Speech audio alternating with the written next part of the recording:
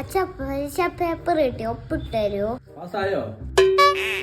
Vasco da ഗാമയുടെ അച്ഛന്റെ പേരെന്ത്? Vasco da ഗാമയുടെ അമ്മയോട് പോയി ചോദിക്കും. അതിപ്പോ വലിയ വലിയ തന്തയുടെ പേര് എനിക്കെങ്ങനെ അറിയാനാ? അച്ഛൻ പറഞ്ഞിട്ട് മറ്റുള്ളവരുടെ കാര്യത്തിൽ ഇടപെടല്ലത്.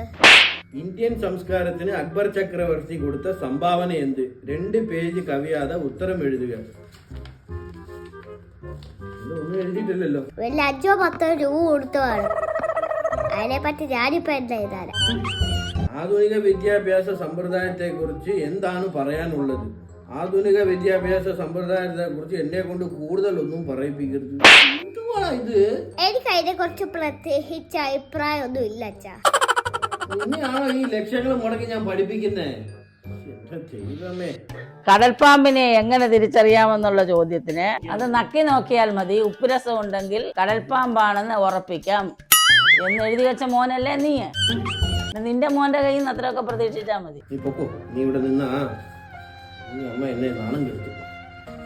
പിള്ളേരുടെ മുമ്പിൽ വെച്ചാണ് അമ്മ ഇങ്ങനെയൊക്കെ പറയുന്നത്. ദൈവമേ, എന്റെ കുടുംബത്തുണ്ടായ നിങ്ങളെല്ലാം പേട്ടണ്ടികളായി പോയത്.